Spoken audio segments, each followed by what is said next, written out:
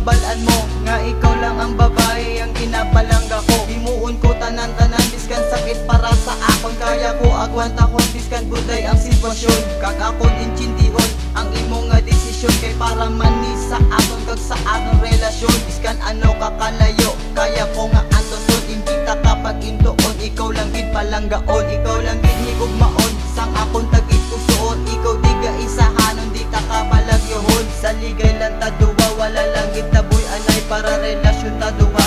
Relasyon ta magdugay. Kay ikaw lang ang akon ginapangita. Sa akon nga dughan ikaw lang isa. At isa paminsaron ko hindi ka nagidi madula. Kung madula kapag gani hindi ko na makaya.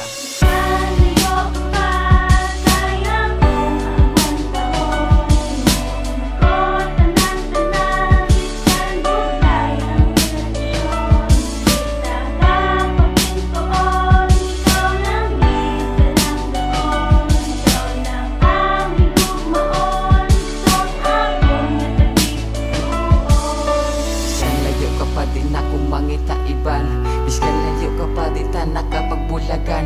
Biskan layo ka pa di ta nakapagtuntuhon. Kag biskan layo ka pa ikaw lang gid palanggaon. Ikaw lang nagpadula sang mga bisyo ko. Ikaw lang abay ang kinahanglan ko. Kag biskan hindi ikaw ang una ko nga namiga. Ipapatyag ko sa imo nga mas ka pa sa ila. Mas palangga ko ang asawa ko. Biskan may pagkaano ko ginbaton mo ko. Tani palanggaon mo man ko sim sa pagpalangga ko sa imo nga. Ikaw lang gidugan ko konsentratisimo.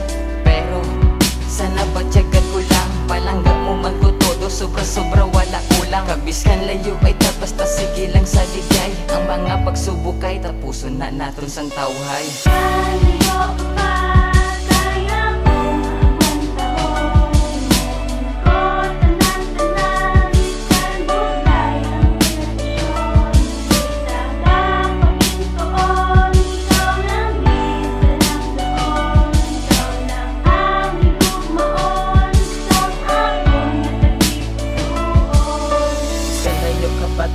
batyagan mo na nga ikaw lang gusto ko gid mapangasawa. Di ka na tani madula, ikaw lang ginapalangga. Ikaw lang ginapangita, ikaw lang gid di isa. Sa akong tagipusoon, di ka na gid di mapanas. Biskan damo gabalabag kag damo haras-haras. Di sila pagsapaka, sa gabalang na sila.